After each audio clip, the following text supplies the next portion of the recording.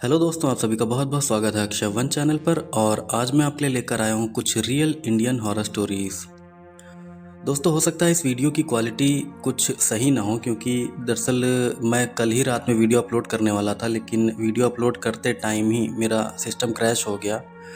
तो मेरे कंप्यूटर में फ़िलहाल दिक्कत आ गई, इसलिए पूरा रिकॉर्डिंग से लेकर एडिटिंग तक अब मैं फ़िलहाल अपने मोबाइल में कर रहा हूँ। तो हो सकता है थोड़ा सा क्वालिटी से कंप्रोमाइज़ हो जाए। बाकी स्टोरीज़ आज की अच्छी हैं और वीडियो भी आज का लंबा होगा। खैर, तो आज जो भूतिया घटनाएं मैं आपको बताने जा रहा हूँ वो सभी बहुत ही डरावनी और बिल्कुल सच्ची घटनाएं हैं। वैसे अगर आपको सच्ची भूतिया कहानियाँ और सच्ची रहस्यमय कहानियाँ सुनना पसंद है तो आप मेरे चैनल को ज़रूर सब्सक्राइब करें, और चैनल सब्सक्राइब करने के बाद नोटिफिकेशन को ऑल पर सेट कर दें, ताकि आपको मेरे हर नए वीडियो की नोटिफिकेशन मिल जाए। तो इंट्रो यहीं पर ख़त्म होता है और अब मैं आपको सुनाता हूँ कुछ रियल इंडियन हॉरर स्टोरीज़। सबसे पहली हॉरर स्टोरी जो मैं आपको सुनाने वाला हूँ वो महाराष्ट्र से गिरीश जी ने शेयर की है। तो आगे मैं आपको उन्हीं के नज़रिए से ये पूरी घटना बताऊंगा। मेरा नाम गिरीश पाटिल है। मैं महाराष्ट्र के कोल्हापुर शहर का रहने वाला हूँ, और आज मैं आपको मेरे साथ हुई एक बहुत ही डरावनी भूतिया घटना बताने जा रहा हूँ। जो घटना मैं आज आपको बताऊंगा वो मेरे साथ साल 2015 में हुई थी, और उस समय मैं सिर्फ 18 साल का था। तो बात यह है कि साल 2015 में जब मेरे स्कूल में छुट्टियां हुई थी, तब मैं और मेरे चाचा का लड़का नवीन, हम दोनों छुट्टियां मनाने मेरे नाना नानी के घर गए थे। मैं आपको बता दूं कि नवीन मेरे चाचा का लड़का है, और साथ ही वो मुझसे 2 साल बड़ा भी है। उम्र में बड़ा होने के बाद भी हम दोनों में बहुत अच्छी दोस्ती है। तो मेरे नाना नानी का घर महाराष्ट्र के रत्नागिरी में है, जो कि कोल्हापुर से 130 किलोमीटर दूर पड़ता है। रत्नागिरी एक बहुत ही सुंदर जगह है, जहां पर बहुत सारे जंगल, नदियां और पहाड़ भी हैं। रत्नागिरी प्राकृतिक रूप से बहुत सुंदर है, और इसी वजह से बहुत से लोग वहां पर घूमने भी आते हैं। तो मैं और नवीन कोल्हापुर से ट्रेन पकड़कर रत्नागिरी आ गए थे। हमारा प्लान था कि हम लोग एक हफ्ते तक नाना नानी के घर पर रुककर छुट्टियां मनाएंगे और फिर वापस ट्रेन से कोल्हापुर आ जाएंगे। तो रत्नागिरी आने के बाद मैं और नवीन खूब घूमे। हमने खूब मज़े भी किए। हम दोनों पूरा दिन बस घूमते रहते थे। हमें ना पढ़ाई की चिंता थी और ना ही मम्मी पापा की डांट की। खैर, इसी तरह एक बार जब मैं और नवीन पूरा दिन घूमने के बाद घर आए, तब नानी ने हमसे कहा कि देखो बच्चों, तुम लोग ज़्यादा दूर तक घूमने मत जाया करो, क्योंकि यहाँ पास में ही एक घना जंगल है जहाँ पर कोई जंगली जानवर भी हो सकता है। और इसके अलावा तुम लोग शाम होने के बाद भी घर से बाहर मत निकला करो, क्योंकि शाम होते ही यहाँ का माहौल थोड़ा अजीब सा हो जाता है। नानी ने हमसे ये बात बहुत ही सीरियस होकर कही थी, और उनकी ये बात मुझे बहुत अजीब भी लगी थी। इसीलिए मैंने उनसे पूछा कि नानी, अभी आपने जो कहा कि शाम के बाद यहाँ का माहौल अजीब हो जाता है, आखिर इस बात का मतलब क्या है? जब मैंने नानी से ये बात पूछी, तब उन्होंने मेरी बात का कोई भी जवाब नहीं दिया। नानी के इस बर्ताव से मैं समझ गया था कि वहाँ पर कुछ तो ऐसा है जिससे वो हमें बचाना चाहती हैं, और इसी वजह से उन्हें हमारी चिंता भी हो रही है। वैसे तो ये बात थोड़ी अजीब थी, लेकिन मैंने इस पर ज़्यादा ध्यान नहीं दिया, क्योंकि मैं जानता था कि हमें वहाँ पर सिर्फ एक हफ्ते ही रुकना है और उसके बाद हमें वापस घर चले जाना है। खैर, इसके बाद अगले दिन मैं और नवीन फिर से घूमने निकल गए। हम दोनों दोपहर का खाना खाकर घूमने निकले थे, और घूमते घूमते हम लोग एक कोकुम के पेड़ के पास पहुंच गए। जिन्हें नहीं पता उन्हें मैं बता दूं कि कोकुम एक तरह का फल होता है जो रत्नागिरी में पाया जाता है। ये फल बहुत ही टेस्टी होता है और इसका शरबत भी बनाया जाता है। तो कोकुम का पेड़ देखते ही हम दोनों बहुत खुश हो गए। फिर हम दोनों उस पेड़ से कोकुम तोड़ने लगे। फिर कोकुम तोड़ते तोड़ते जब शाम होने लगी, तब मैंने नवीन से कहा कि चलो यार, शाम हो रही है, अब घर चलते हैं। मेरी इस बात पर नवीन ने मुझसे कहा कि अरे यार, थोड़ी देर और रुको, फिर चलते हैं। हम लोग कोई बच्चे नहीं हैं जो खो जाएंगे। तब उसकी बात पर मैंने कहा कि बात बच्चे होने की नहीं है, बात यह है कि नानी ने हमें शाम को बाहर घूमने से मना किया था, इसलिए नानी की बात को मानते हुए हमें घर चलना चाहिए। मेरी इस बात पर फिर से उसने कहा कि तुम इतना घबरा क्यों रहे हो? थोड़ा शाम हो भी जाएगी तो क्या दिक्कत है, हम आराम से घर चले जाएंगे, इसमें कोई बड़ी बात नहीं है। नवीन की बातों से मैं समझ गया था कि उसका घर जाने का मन नहीं है। इसीलिए मैंने उससे कहा कि ठीक है, तो मैं अकेले ही घर चला जाता हूँ, तुम बाद में आ जाना। मेरी बात पर नवीन बोला कि हाँ ठीक है, तुम जाओ, मैं थोड़ी देर में फल तोड़ के घर आ जाऊँगा। इसके बाद मैं अकेले ही वापस घर चला गया। लेकिन फिर मेरे घर जाने के बाद जब रात को 9 बजे तक भी नवीन वापस घर नहीं आया, तब मुझे उसकी चिंता होने लगी। फिर नवीन के घर न लौटने वाली बात मैंने नानी को बता दी। ये बात सुनते ही मेरी नानी बहुत ज़्यादा घबरा गईं। इसके बाद मैं और नानी नवीन को ढूंढने के लिए उसी कोकुम के पेड़ की तरफ चले गए। फिर जब हम उस पेड़ के पास पहुंचे, तब हमने देखा कि नवीन उसी पेड़ के नीचे बेहोश पड़ा है। ये देखकर मैं और नानी हम दोनों बहुत डर गए। फिर हम लोग किसी तरह नवीन को उठाकर घर लाए। फिर घर लाने के बाद हमने नवीन के ऊपर पानी छिड़का और तब जाकर उसे होश आया। इसके बाद होश में आते ही नवीन ने डरते हुए कहा कि वो औरत कहाँ गई, वो औरत जो उस पेड़ के पास खड़ी थी।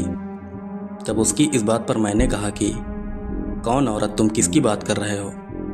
तब मेरी इस बात पर नवीन फिर से बोला कि अरे उस कोकुम के पेड़ के पास एक भयानक सी औरत खड़ी थी, जो वहां खड़ी होकर सीधा मुझे घूर रही थी। उस औरत को देखते ही मैं बेहोश हो गया था। नवीन की इन बातों को सुनकर मुझे लग रहा था कि जैसे उसने कोई भूत या चुड़ैल देख लिया हो। लेकिन बात यह थी कि उस समय मैं इन चीज़ों पर बिल्कुल भी विश्वास नहीं करता था और इसीलिए मैंने उसकी इन बातों पर बिल्कुल भी ध्यान नहीं दिया। दरअसल उस समय मुझे लगा था कि शायद नवीन की तबीयत खराब हो गई है, जिस वजह से उसे भ्रम हो रहा है, और इसीलिए मैंने उसकी बातों को सीरियसली नहीं लिया। हालांकि मेरी नानी उसकी इन बातों को सुनकर डर गई थी और ये मेरे लिए थोड़ा हैरानी की बात थी। खैर, उस समय नवीन को बहुत तेज बुखार आया हुआ था, इसलिए हमने उसे दवा खिलाकर आराम करने को कह दिया। फिर दवा खाकर नवीन सो गया। लेकिन सोने के कुछ देर बाद ही नवीन फिर से उठ गया और उठते ही वो चिल्लाते हुए कहने लगा कि वो औरत, उसको भगाओ यहाँ से, वो मुझे मार डालेगी, उसे भगाओ यहाँ से। नवीन की इन बातों को सुनकर मैंने उससे कहा कि कौन औरत, तुम किसकी बात कर रहे हो? यहाँ कोई भी नहीं है। जब मैंने ये बात कही, तब उसने मुझसे कहा कि वो देखो, दरवाजे के पास वो भयानक औरत खड़ी है, वो मुझे मार डालेगी। उसकी ये बात सुनकर मैंने दरवाजे की तरफ नज़र घुमाई, लेकिन मुझे वहाँ पर कोई भी दिखाई नहीं दिया। नवीन की ये सब बातें सुनकर मुझे बहुत हैरानी हो रही थी। मैं सोच रहा था कि आखिर इसको कौन सी औरत दिखाई दे रही है जो मुझे नहीं दिख रही। उसकी इन हरकतों से मुझे यही लग रहा था कि शायद उसे भ्रम हो रहा है। लेकिन इन बातों से मेरी नानी बहुत डरी हुई थी। इसके अलावा दवा खाने के बाद भी नवीन का बुखार कम नहीं हुआ था। ये सब बातें बहुत ही ज़्यादा अजीब थीं और सच कहूँ तो उस समय मुझे कुछ भी समझ नहीं आ रहा था। काफ़ी समय पहले मेरे नाना की डेथ हो गई थी, जिस वजह से मेरी नानी घर में बिल्कुल अकेले रहती थी। यही वजह थी कि नवीन की देखभाल भी मैं खुद कर रहा था, क्योंकि मैं जानता था कि ये सब काम करने में मेरी नानी परेशान हो जाएंगी। खैर, किसी तरह हमने वो रात तो काट ली, लेकिन अगले दिन भी नवीन को वो भयानक औरत दिखाई देती रही। नवीन का शरीर बुखार से तप रहा था और उसे कोई भयानक औरत भी घर के अंदर जगह जगह दिखाई दे रही थी। ये सब बातें किसी भी तरह से नॉर्मल नहीं थीं और इन बातों से मैं थोड़ा डर भी गया था। उस समय मैं सोच रहा था कि अगर नवीन को कुछ हो गया तो चाचा चाची को मैं क्या जवाब दूंगा, क्योंकि नवीन को मैं अपने भरोसे पर वहाँ लेकर आया था और इसलिए उसकी जवाबदेही भी मेरी ही बनती थी।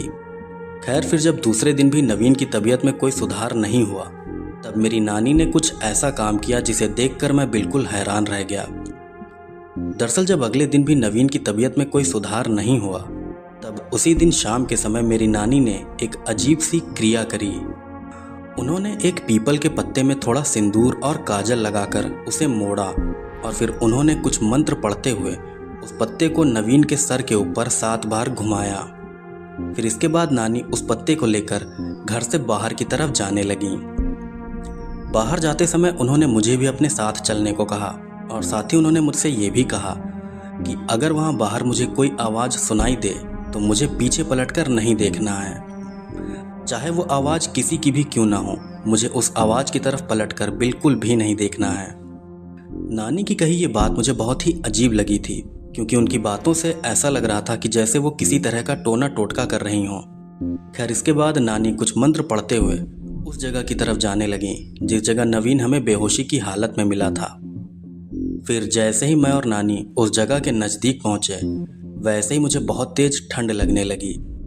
वैसे तो उस जगह पर इतनी ज़्यादा ठंड कभी नहीं होती है, लेकिन न जाने क्यों उस समय अचानक से ही वहाँ पर बहुत ज़्यादा ठंड होने लगी थी। ठंड के साथ साथ वहाँ की हवा में मुझे एक अजीब सा भारीपन भी महसूस हो रहा था, और साथ ही वहाँ पर मेरे शरीर के सारे रोए भी खड़े हो गए थे। ये सारी बातें बहुत ही अजीब थीं और इन सब चीज़ों से मुझे बहुत ज़्यादा डर भी लग रहा था। खैर फिर मेरी नानी ने पीपल के उस पत्ते को ठीक उसी जगह पर फेंक दिया जहाँ पर हमें नवीन बेहोशी की हालत में मिला था। फिर उस पत्ते को वहाँ फेंक कर नानी उस जगह से वापस घर की तरफ जाने लगी। तब मैं भी नानी के साथ साथ चलता हुआ घर की तरफ बढ़ने लगा।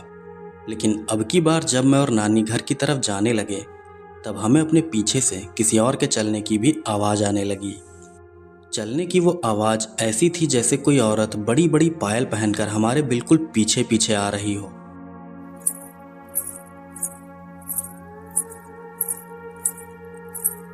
हमारे पीछे से आ रही पायल की वो आवाज़ बहुत ही ज़्यादा डरावनी थी, और उस आवाज़ को सुनकर डर से मेरी जान मेरे हलक में आ गई थी।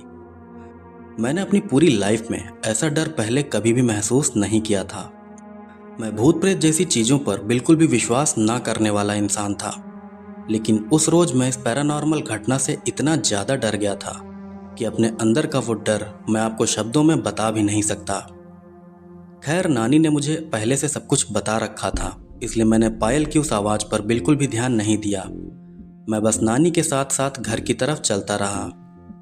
फिर जब मैं वहाँ से थोड़ा और आगे बढ़ा, तभी मुझे पीछे से अपनी मम्मी की आवाज़ सुनाई दी। उन्होंने मुझसे कहा था कि अरे गिरीश, कहाँ जा रहे हो? मुझे भी साथ लेते चलो। अपनी मम्मी की उस आवाज़ को सुनकर मैं बिल्कुल हैरान रह गया था। मुझे समझ ही नहीं आ रहा था कि आखिर मेरी मम्मी वहाँ कैसे आ गईं, क्योंकि मैं जानता था कि वो तो कोल्हापुर में है, इसलिए अचानक से उनकी आवाज़ आना मेरे लिए बेहद हैरानी की बात थी।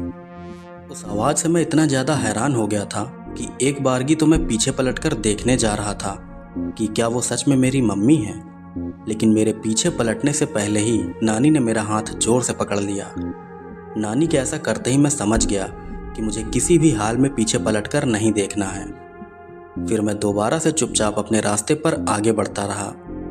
फिर जब मैं थोड़ा और आगे बढ़ा, तब मुझे अपने पीछे से नवीन की आवाज़ भी सुनाई दी। वो मुझसे कह रहा था कि गिरीश, मेरी मदद करो, देखो मैं जख्मी हूँ, मुझे इस हालत में यहाँ अकेले मत छोड़ो। उस आवाज़ को सुनकर भी मैं समझ गया था कि वो आवाज़ नवीन की नहीं बल्कि किसी और की है।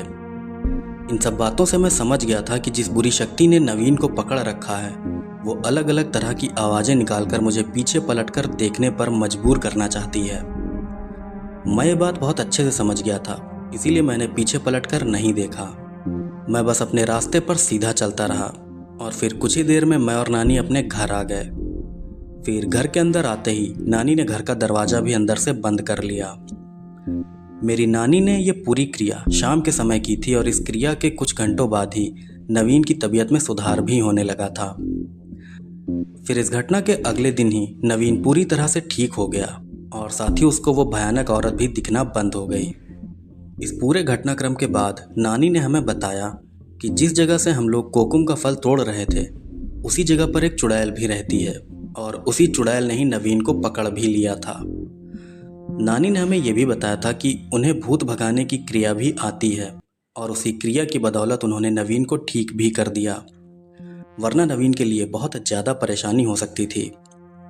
नानी ने जब हमें भूत भगाने की क्रिया के बारे में बताया, तब मैंने उनसे पूछा कि आखिर उन्होंने ये क्रिया कहाँ से सीखी। तब मेरी इस बात का जवाब देते हुए नानी ने कहा कि ये क्रिया उन्हें बहुत पहले उनके पापा ने सिखाई थी, और इस क्रिया के जरिए ही उन्होंने कई और लोगों की भी मदद की है। नानी की ये बात सुनकर मुझे बहुत ज़्यादा हैरानी हुई थी, क्योंकि मैंने कभी नहीं सोचा था कि मेरी नानी भूत भगाना भी जानती हैं। और इससे भी बड़ी बात तो ये थी कि मैं भूत प्रेत को सच मानता ही नहीं था, लेकिन इस एक घटना के बाद मैं भूत प्रेतों और चुड़ैलों में विश्वास करने लगा हूँ। तो दोस्तों, ये थी पहली रियल हॉरर स्टोरी, और अब मैं आपको सुनाता हूँ एक और हॉरर स्टोरी। अब जो हॉरर स्टोरी मैं आपको सुनाने जा रहा हूँ वो आसाम से अनुपम दास जी ने शेयर की है। तो आगे मैं आपको उन्हीं के नज़रिए से ये पूरी घटना बताऊंगा। मेरा नाम अनुपम दास है। मैं आसाम राज्य का रहने वाला हूँ और आज मैं आपको एक बहुत ही डरावनी भूतिया घटना बताने जा रहा हूँ। जो भयानक घटना मैं आज आपको बताऊंगा वो कई साल पहले मेरे दादाजी के साथ हुई थी। ये घटना मुझे मेरे दादाजी ने ही बताई थी और इस घटना के बारे में जानकर मैं बहुत ज़्यादा डर भी गया था। मैं आपको बता दूं कि जिस समय मेरे दादाजी के साथ ये घटना हुई थी उस समय वो आसाम के देरांग डिस्ट्रिक्ट के एक गांव में रहते थे। खैर, अब मैं आपको वो घटना बताता हूँ। तो ये बात आज से लगभग 50 साल पहले की है। तब मेरे दादाजी 19 साल के थे। तो उसी दौरान सर्दियों के मौसम में एक बार मेरे दादाजी अपने कुछ दोस्तों के साथ बैठकर आग ताप रहे थे। मैं आपको बता दूं कि उस समय सर्दियों के मौसम में मेरे दादाजी और उनके कुछ दोस्त उनके घर के पास बने एक छोटे से मैदान में आग जलाकर बैठते थे और आपस में बातें करते थे। ये उनका रोज का एक रूटीन जैसा था। वो लोग रोज शाम को आग के पास बैठकर बातें करते थे और फिर कुछ देर बाद वो लोग अपने अपने घर चले जाते थे। तो इसी तरह एक बार शाम को मेरे दादाजी और उनके कुछ दोस्त उसी मैदान में आग जलाकर बैठे थे। वो सभी आग के पास बैठकर बातें कर रहे थे कि तभी उन्हें वहां पास में ही एक औरत दिखाई देती है। उस औरत ने सफ़ेद रंग के कपड़े पहने हुए थे और वो मेरे दादाजी के पास से होते हुए सीधा खेतों की तरफ जा रही थी। मेरे दादाजी के गांव में बहुत कम लोग रहते थे और वो सभी लोग आपस में एक दूसरे को अच्छी तरह से जानते भी थे। तो जब मेरे दादाजी और उनके साथियों ने उस अजीब औरत को देखा तब वो समझ गए कि वो औरत उनके गांव की नहीं है।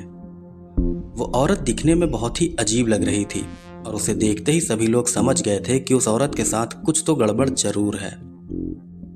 फिर जब वो औरत चलते हुए खेत की तरफ जाने लगी तब मेरे दादाजी और उनके साथी भी उसके पीछे पीछे जाने लगे।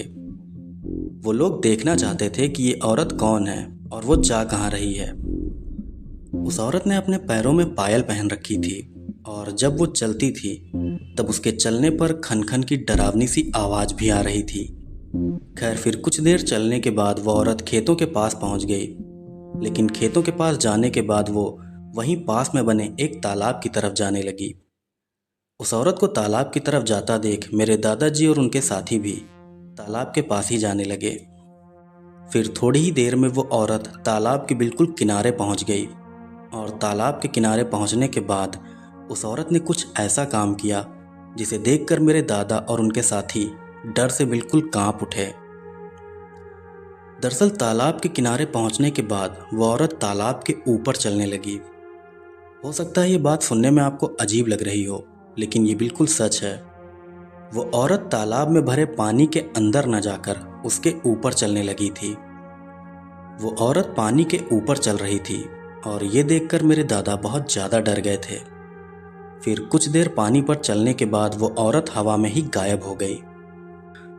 फिर उस औरत के गायब होते ही मेरे दादाजी और उनके साथ के सभी लोग वहां से भागते हुए सीधा अपने घर आ गए। घर आकर उन लोगों ने ये घटना गांव के बाकी लोगों को भी बता दी। इस घटना के बारे में जानने के बाद गांव के कई सारे लोग टॉर्च और लाठी डंडे लेकर उस तालाब के पास पहुंच गए। तालाब के पास जाकर वो लोग उस औरत को ढूंढने लगे, लेकिन वो औरत उन्हें कहीं भी नहीं मिली। खैर, इसके बाद गांव के एक बुजुर्ग आदमी ने टॉर्च जलाकर उस जगह को देखा जिस जगह से चलते हुए वो औरत तालाब के पास गई थी। फिर टॉर्च से रोशनी करने पर उस बुजुर्ग आदमी को वहां जमीन पर नंगे पैरों के निशान दिखाई दिए। लेकिन सबसे अजीब बात तो ये थी कि वो पैरों के निशान तालाब की तरफ ना होकर पीछे की तरफ बने हुए थे। ये देखते ही वो बुजुर्ग आदमी समझ गया कि उस औरत के पैर उल्टे थे और इस बात से ये पक्का हो गया कि वो औरत कोई इंसान नहीं बल्कि एक चुड़ैल थी। खैर, इसके बाद सभी गांव वाले वापस से अपने घरों की तरफ लौट आए। ये एक बहुत ही भयानक घटना थी और इस घटना के बाद मेरे दादाजी और उनके साथियों ने शाम के समय आग जलाकर घर के बाहर बैठना बंद कर दिया था। मेरे दादाजी ने ही मुझे ये पूरी घटना बताई थी और उन्होंने ही मुझे ये भी बताया था कि वो चुड़ैल कोई नॉर्मल चुड़ैल नहीं बल्कि एक जोखिनी थी। आपकी जानकारी के लिए बता दूं कि जोखनी ऐसी चुड़ैलों को कहा जाता है जो धोखे से आदमियों को कहीं दूर ले जाती हैं और फिर उन्हें मार डालती हैं। ये चुड़ैलें बच्चों का भी शिकार करती हैं और ये काफ़ी ताकतवर भी होती हैं। तो दोस्तों, ये थी चुड़ैल से जुड़ी दूसरी भूतिया घटना। और अब मैं आपको सुनाता हूँ नॉर्थ ईस्टर्न स्टेट मिज़ोरम की 2 और सच्ची भूतिया घटनाएं। मिज़ोरम में घटी जो भूतिया घटना है मैं आपको बताने जा रहा हूँ, वो पॉल नाम के एक शख्स ने शेयर की हैं। तो आगे मैं आपको पॉल के नज़रिए से ही ये पूरी घटना बताऊंगा। मेरा नाम पॉल है।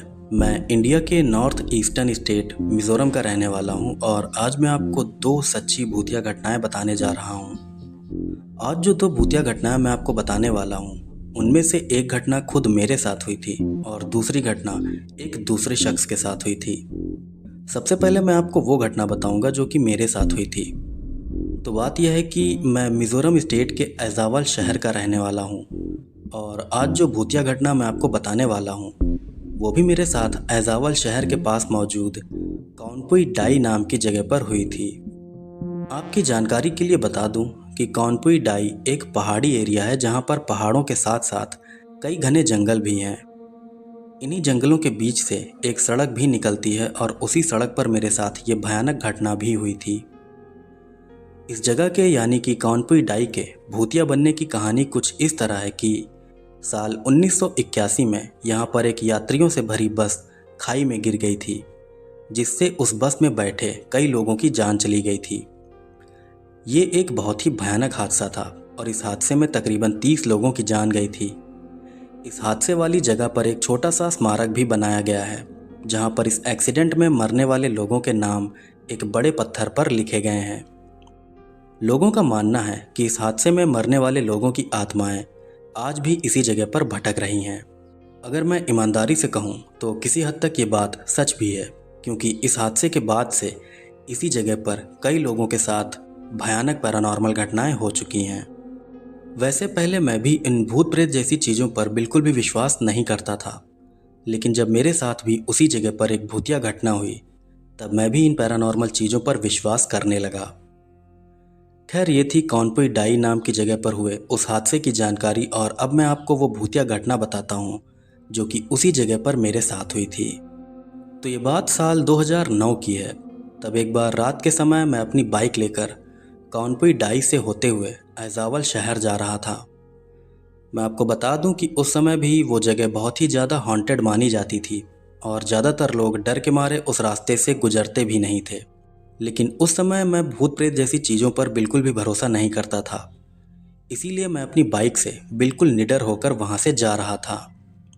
असल में वो रास्ता मेरे घर तक जाने के लिए शॉर्टकट पड़ता था, इसीलिए मैं रात के समय भी उस रास्ते से होते हुए जा रहा था।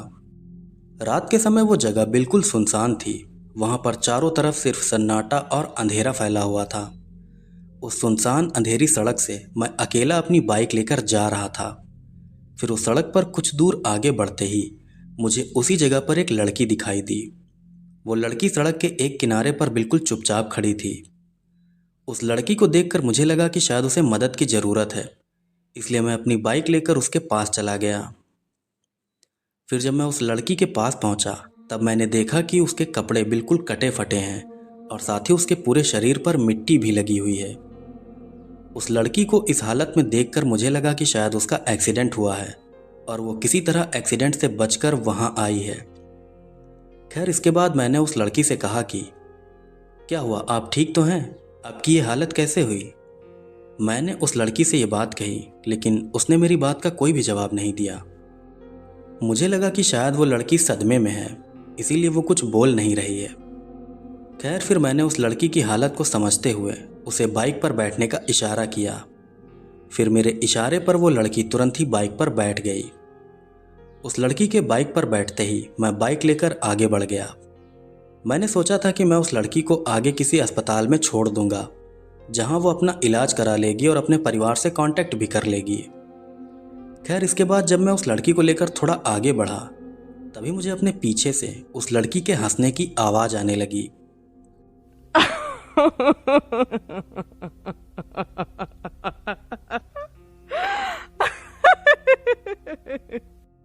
उसके हंसने की वो आवाज़ बहुत ही ज़्यादा अजीब और डरावनी थी। वो हंसने की आवाज़ सुनकर मैं सोच में पड़ गया कि आखिर इतनी बुरी हालत में होने के बाद भी ये लड़की ऐसे कैसे हंस सकती है। वो हंसने की आवाज़ सुनकर मैं सोच में पड़ गया कि आखिर इतनी बुरी हालत में होने के बाद भी ये लड़की ऐसे हंस कैसे सकती है। खैर फिर जब हंसने की आवाज़ सुनकर मैं पीछे पलटा, तब मैंने देखा कि मेरे पीछे बैठी उस लड़की का रूप बिल्कुल बदल गया है। अब वो लड़की दिखने में बहुत ही भयानक हो गई थी। उसके चेहरे से मांस गलकर टपक रहा था और उसकी जीभ भी एकदम लंबी होकर उसके मुंह से बाहर आ गई थी। उस लड़की का ऐसा भयानक रूप देखकर मैं बहुत ज़्यादा डर गया था। मुझे लगने लगा था कि शायद अब मैं मारा जाऊंगा।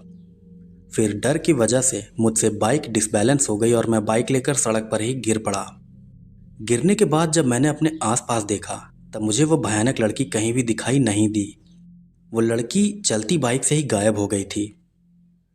इसके बाद मैंने बाइक उठाई और भगवान का नाम लेते हुए मैं वहाँ से निकल गया। जब मैं वहाँ से जा रहा था, तब भी मुझे अपने पीछे से उस लड़की के हंसने की आवाज़ सुनाई दे रही थी।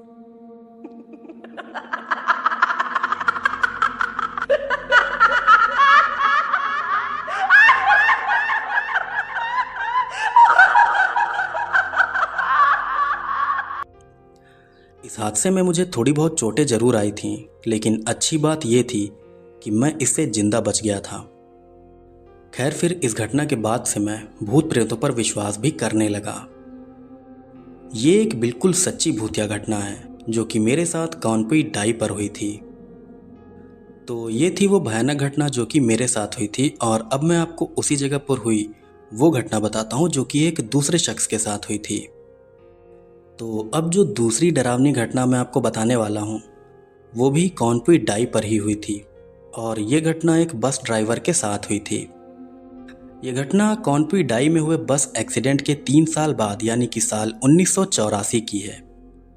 तो साल 1984 की एक रात को एक बस कानपुई डाई से होते हुए ऐजावल शहर की तरफ जा रही थी। वो बस रात को काफ़ी देर से उस जगह से गुजर रही थी, और उस समय उस बस में बस का ड्राइवर, कंडक्टर और 2-3 यात्री ही बैठे हुए थे। फिर जैसे ही वो बस उस रास्ते पर थोड़ा आगे बढ़ती है, वैसे ही अचानक से उस बस के अंदर बहुत सारे लोगों के रोने और चिल्लाने की आवाज़ें आने लगती हैं।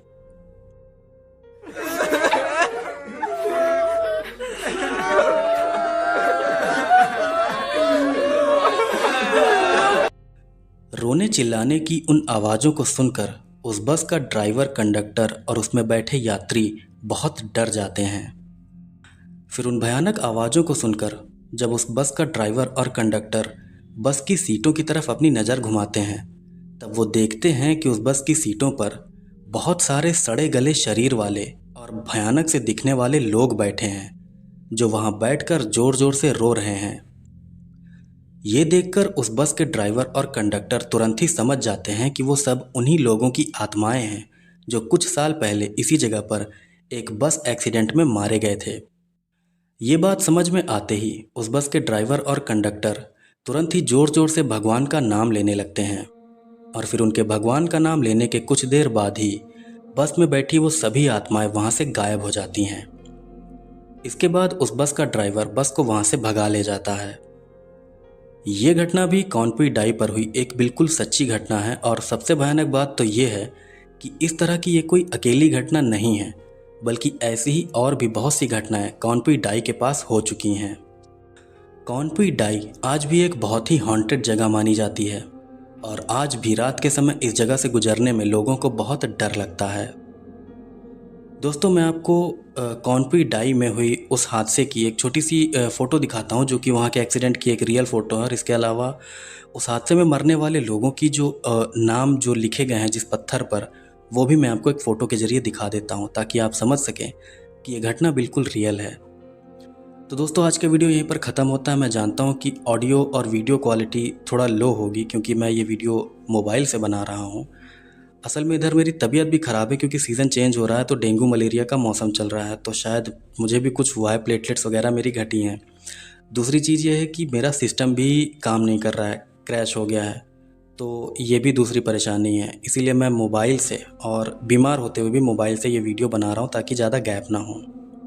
तो दोस्तों, अगर आपको वीडियो पसंद आया हो तो प्लीज़ वीडियो को लाइक कीजिएगा और कमेंट करके बताइएगा कि इन स्टोरीज़ के बारे में आपकी क्या राय है। साथ ही अगर आप चैनल पर नए हैं तो चैनल को ज़रूर सब्सक्राइब कीजिएगा, क्योंकि मैं अपने चैनल पर रियल हॉरर स्टोरीज़ और रियल मिस्ट्री स्टोरीज़ लेकर आता रहता हूँ। तो दोस्तों, मिलते हैं आपसे अगले वीडियो में, तब तक के लिए जय श्री कृष्ण।